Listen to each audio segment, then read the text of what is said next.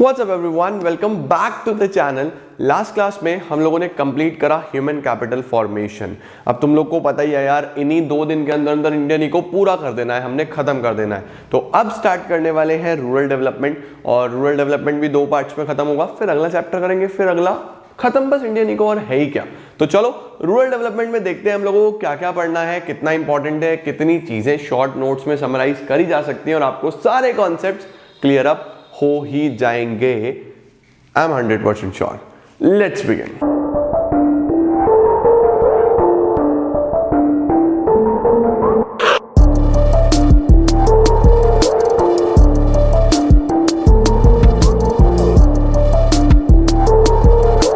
तो एक बार फिर से स्टार्ट करते हैं चैप्टर के बेसिक्स के साथ। सबसे पहले बेसिक्स में आपको क्या चीज कवर करनी है, वो है रूरल डेवलपमेंट का meaning. What actually is rural development, होता क्या है। देखो, रूरल डेवलपमेंट नाम में ही लिखा है रूरल एरियाज का डेवलपमेंट। इसी को हम लोग क्या बोलते हैं, रूरल डेवलपमेंट। अब देखो, 2 तरीके के एरियाज है, तुम लोग को पता है, रूरल और अर्बन। रूरल का मतलब हमारे गांव वाले एरियाज और अर्बन का मतलब हमारे शहर वाले एरियाज। इसी पार्ट्स में तो डिवाइडेड है कंट्री। अब रूरल डेवलपमेंट को अगर डिफाइन करें तो it refers to the continuous, ध्यान रखना, कॉन्टिन्यूअस, रेगुलर, लगातार, continuous and comprehensive socio economic process. Socio economic का मतलब जो society as well as economy दोनों का ध्यान रखते हुए चले। Socio economic process focusing on improving all the aspects of rural life. Main जो फोकस है वो रूरल लाइफ को इंप्रूव करने पे है कि हम किस तरीके से रूरल लाइफ इंप्रूव कर सकते हैं, all the aspects of rural life. उसके बाद the plan is to focus on various challenges in rural areas. जो फोकस है वो किस पे है, ताकि हम अलग अलग जो चैलेंज फेस कर रहा है हमारा रूरल इंडिया, उसको दूर करा जाए। कौन कौन से चैलेंजेस होते हैं? चैलेंजेस 2 पार्ट्स में डिवाइडेड है। एक तरफ है lingering challenges, LINGERING, lingering challenges जो चलते आ रहे हैं काफी समय से, और एक तरफ है एमर्जिंग चैलेंजेस, जो नए चैलेंजेस अब डेवलप हुए हैं। ये चार्ट एग्जाम में बना के आना। 2 तरीके के चैलेंजेस, लिंगरिंग और एमर्जिंग, चलते आ रहे हैं, और नए चैलेंजेस। लिंगरिंग में 2 है, रूरल क्रेडिट, पैसा कहां से आता है, रूरल मार्केटिंग, हमारा जो प्रोड्यूस है उसकी मार्केटिंग कैसे करी जाए। तो 2 तरीके के लिंगरिंग चैलेंजेस याद करो मेरे साथ साथ, रूरल क्रेडिट और रूरल मार्केटिंग। एमर्जिंग में क्या है, options of livelihood other than farming. हमारे पास कंट्री में फार्मिंग को छोड़ के और कौन कौन से ऑप्शंस हैं टू सस्टेन लाइफ। उसके साथ साथ organic farming. Organic farming is deleted for this year, CBSE ने इस साल के लिए डिलीट करा है। तो चार्ट में तो लिखा ना, एग्जामिनेशन पे इस पे बेस्ड क्वेश्चन नहीं आएगा। तो आपको एमर्जिंग चैलेंजेस में बस एक ही टॉपिक पढ़ना है, options of livelihood other than farming. तो पूरे चैप्टर में अब हमें ये 1, 2 एंड 3 टॉपिक्स कवर करने हैं और हमारा चैप्टर हो जाएगा फिनिश। स्टार्ट करते हैं जल्दी से इस रूरल क्रेडिट के साथ। The challenge of rural credit lingering challenge में आएगा। क्या है rural credit? Rural credit means credit for farming. Farming के लिए जो भी पैसा चाहिए उसको हम रूरल क्रेडिट बोलते हैं। क्रेडिट नीड्स कितने प्रकार की हो सकती हैं? 3 प्रकार की। सबसे पहला शॉर्ट टर्म, फिर मीडियम टर्म, फिर लॉन्ग टर्म। ये आपने बिजनेस स्टडीज में भी पढ़ा होगा। अगर कोई पैसा अप टू 1 ईयर चाहिए तो उसको हम शॉर्ट टर्म बोलते हैं। 1 से 5 साल के लिए चाहिए उसको मीडियम टर्म बोलते हैं। 5 से 20 साल के लिए चाहिए तो इसको लॉन्ग टर्म बोलते हैं। तो अगर आपका टेन्योर 6 to 12 मंथ्स का है लोन का, रिक्वायरमेंट का, शॉर्ट टर्म क्रेडिट। 1 से 5 साल मीडियम टर्म, 5 से 20 साल लॉन्ग टर्म। अब जो फार्मर्स हैं वो शॉर्ट टर्म क्रेडिट को कहाँ यूज करते हैं? इनपुट्स पे, रॉ मटेरियल खरीदना, सीड्स खरीदना, छोटे मोटे इंसेक्टिसाइड्स, पेस्टिसाइड, फर्टिलाइजर्स खरीदना, ये सब शॉर्ट टर्म में लग जाता है। मीडियम टर्म थोड़ा बड़ा अमाउंट होगा, वो क्यों लिया जाता है? मशीनरी खरीदने के लिए, फेंस वगैरह बनाने के लिए, ट्रैक्टर, थ्रेशर्स, हार्वेस्टर्स लेने के लिए। और अगर जमीन ही लेनी पड़ जाए तो फिर तो लॉन्ग टर्म के लेना पड़ेगा पैसा। तो फॉर परचेज ऑफ लैंड या परमानेंट इंप्रूवमेंट इन लैंड, इस तरीके के लिए लॉन्ग टर्म क्रेडिट लेना पड़ता है। तो क्रेडिट नीड्स 3 प्रकार की, short term, medium term, long term. अब ये क्रेडिट आएगा कहां से? What are the sources of credit? Sources of credit, ये हमारा सबसे इंपॉर्टेंट सावधान इंडिया सवाल है। सावधान इंडिया सवाल, क्या क्या सोर्सेज हैं क्रेडिट के? तो 2 तरीके के सोर्सेज होते हैं, इंस्टीट्यूशनल और नॉन इंस्टीट्यूशनल। इंस्टीट्यूशनल का मतलब क्या? जो इंस्टीट्यूशंस बना के गवर्नमेंट प्रोवाइड कर रही है या अलग अलग प्राइवेट इंस्टीट्यूशन से आ रहे हैं, और नॉन इंस्टीट्यूशनल यानी कि वो जो इंस्टीट्यूशंस वगैरह कुछ नहीं है, मनी लेंडर्स हो गए, अदर पीपल हो गए जो पैसा दे रहे हैं फाइनेंस पे, ये सारी चीजें नॉन इंस्टीट्यूशन में आती हैं। इसे हटाते हैं और डिटेल में पढ़ते हैं सोर्सेज ऑफ क्रेडिट को। इसका जल्दी से स्क्रीनशॉट लो और अब मैं आगे चलता हूं सोर्सेज की तरफ। तो अब डिस्कस करते हैं the sources of rural credit. Rural credit के क्या क्या सोर्सेज हैं? तो देखो, सोर्सेज की बात करें तो दो तरीके के सोर्सेज हैं, मैंने आपको बताए, इंस्टीट्यूशनल और नॉन इंस्टीट्यूशनल। नॉन इंस्टीट्यूशनल जो सोर्सेज हैं वो at the time of first year plan यानी कि 1951, उस समय पे 93% of the total borrowings of the farmers cover करते थे। यानी फार्मर जितना भी बोरो करते थे उसका 93% नॉन इंस्टीट्यूशनल सोर्सेज से आता था। होते क्या है नॉन इंस्टीट्यूशनल सोर्सेज में? कौन कौन आते हैं? Landlords, village traders, money lenders, जो फार्मर्स को बहुत high rate of interest charge करके पैसा प्रोवाइड करते थे।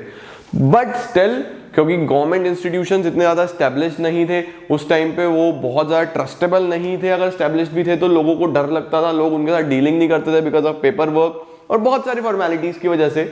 तो उस टाइम पे बहुत ज्यादा एंगेजमेंट था इन लोगों के साथ और टोटल बोरिंग्स का 93%। बट धीरे धीरे डे बाय डे लोगों का इंटरेस्ट डेवलप हुआ, गवर्नमेंट के साथ अच्छे रिलेशंस हुए, तो आज ये सिर्फ 1/3 रह गए हैं। बट स्टिल 1/3 ये अभी भी ऑक्यूपाई करता है इन terms of credit requirements of the farmers. तो उस टाइम पे 93% बोरोइंग्स इनसे होती थी और आज ओनली 1/3 यानी कि अराउंड 33%। अब आ जाते हैं institutional sources. Institutional sources important है।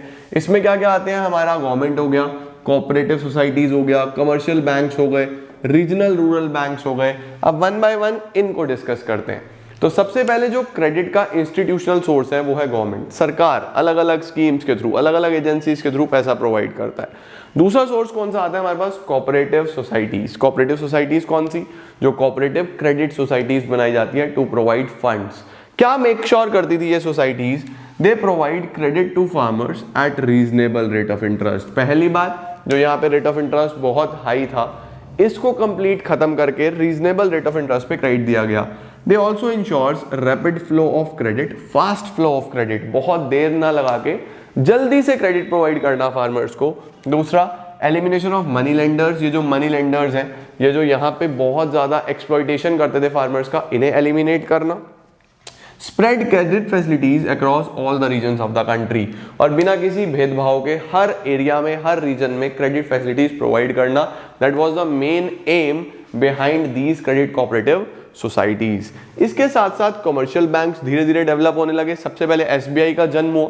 SBI was set up in 1955 to focus on rural credit. SBI का जो मेन मकसद था वो रूरल क्रेडिट पे फोकस करना ही था, ताकि फार्मिंग के लिए पैसा दिया जाए। गवर्नमेंट को रियलाइज हुआ कि सिर्फ कोऑपरेटिव सोसाइटीज से काम नहीं चलेगा, हमें एक लीडिंग रोल प्ले करना पड़ेगा। The government realise the importance of commercial banks in terms of rural credit. RC का मतलब रूरल क्रेडिट है। This gives birth to many other banks. इससे बहुत सारे और बैंक्स भी जीवित हुए और उन्हीं को हमने बोला क्या? Regional rural banks. बहुत सारे रीजनल रूरल बैंक्स, जिसके अंदर नाबार्ड भी आ जाता है, आपने पढ़ा ही होगा, national bank for agriculture and rural development. तो ये इस तरीके से कमर्शियल बैंक्स धीरे धीरे फिर आगे जाके और रीजनल रूरल बैंक्स आ गया, नाबार्ड आ गया। तो जो रूरल क्रेडिट का नीड था वो सारा इस तरीके से पूरा हो रहा था। अब मुझे रीजनल रूरल बैंक्स और नाबार्ड पढ़ाने के लिए ये सब हटाना पड़ेगा, तो ये सब हटाता हूँ, जल्दी से इसका स्क्रीनशॉट लो। फिर आगे चलते हैं हम लोग रीजनल रूरल बैंक्स, नाबार्ड और फिर lingering channel number 2 that is rural marketing की तरफ। अब डिस्कस करता हूं तीसरा सोर्स। तीसरा सोर्स क्या है? The regional rural banks. Regional rural banks का मतलब ऐसे बैंक्स जो डिस्ट्रिक्ट लेवल पे, रीजनल लेवल पे बनाए गए थे टू प्रोवाइड क्रेडिट, ताकि फंड्स का फ्लो इजीली हो पाए। क्या लिखा है? The aim was to provide credit even to remote rural areas. ध्यान रखना, जो सबसे छोटे छोटे रूरल एरियाज थे और बैकवर्ड डिस्ट्रिक्ट्स थे, उन पे फोकस करने के लिए रीजनल रूरल बैंक्स बनाए गए थे। These banks operate at district level. District level पे काम करना इनका मकसद था। Focusing on the credit needs of weaker sections of the society. Focus किस पे था? उन लोगों की नीड्स पे जो सबसे वीकर कंसिडर करे जा रहे हैं सोसाइटी के अंदर। ये रीजनल रूरल बैंक्स आ गए। इसके बाद सबसे सावधान इंडिया सवाल हमारा आता है NABARD, national bank for agriculture and rural development. लिख दूं क्या? National bank for agriculture and rural development, ये सबसे एपेक्स बॉडी था, सबसे supreme body. It is an apex body handling policy banana, planning, सारी प्लानिंग करना, क्या काम हो रहा है, एंड ऑपरेशंस, काम चल रहा कैसे है, क्या चीजें फॉलो करी जा रही हैं, क्या नहीं फॉलो करी जा रही, मॉनिटरिंग करना, सोर्सेस को देखना, ये सब इसका काम था। तो handling policy, planning and operations in the field of rural credit. It is an apex body, सबसे सुप्रीम बॉडी, एपेक्स मतलब सबसे ऊपर, इससे ऊपर कुछ नहीं। हैंडलिंग पॉलिसी मेकिंग, प्लानिंग करना, ऑपरेशन संभालना in the field of rural credit. Main functions क्या क्या थे इसके? To serve as an apex funding agency, पैसा प्रोवाइड करना उन सभी इंस्टीट्यूशंस को जो फार्मर्स तक पैसा पहुंचा रहे हैं, उन तक पैसा कौन देगा? नाबार्ड देगा। To take measures to improve credit delivery system, credit delivery system improve करना, फार्मर्स तक पैसों को टाइम पे पहुंचाना, इस सिस्टम को इंप्रूव करना। To coordinate the financing activities between institutions and government of India, जो भी इंस्टीट्यूशंस हैं, जो भी रीजनल रूरल बैंक्स हैं, जितने भी इंस्टीट्यूशंस अदर देन बैंक्स काम कर रहे हैं, उनके और गवर्नमेंट ऑफ इंडिया के बीच में एक अच्छा कोऑर्डिनेशन डेवलप करना, पॉलिसीज में कोऑपरेशन बना के चलना, ये भी इसका काम था। टू अंडरटेक मॉनिटरिंग, मॉनिटरिंग का मतलब चेक करते रहना, इवैल्यूएशन, मेजर करते रहना, the projects refinance by it, उन सभी प्रोजेक्ट्स को कॉन्टिन्यूस चेक, कॉन्टिन्यूस सुपरवाइज, ध्यान रखना कि जहां जहां पैसा गया है वहां काम भी हो रहा है, पैसा कहीं आपस में खा पी लिया गया, तो ये चीज भी नाबार्ड के हाथ में थी। इसके बाद हमारे पास जो दूसरा चैलेंज आया, अब ये चैलेंज खत्म, कौन सा चैलेंज था? ये रूरल क्रेडिट लिंगरिंग में। दूसरा चैलेंज कौन सा आता है? एग्रीकल्चरल मार्केटिंग, एग्रीकल्चर या रूरल मार्केटिंग। क्या होता है रूरल मार्केटिंग, पहले इसको समझो।